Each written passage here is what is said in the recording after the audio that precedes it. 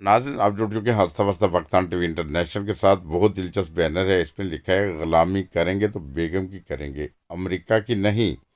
शहरी में पराठे अमेरिका नहीं बना कर देता, बेगम बना के देती है। और इसी तरह लिखा है इम्पोर्टेड हुकूमत नामंजूर। अंतहाई दिलचस्प बैनर है, बहुत ही प्यारा लगा था, मैंने कहा दोस्तों के साथ शेयर करें। लीडर ऐसा होता है जो कौम की खातिर रोता है, जो कौम की खातिर रोता है।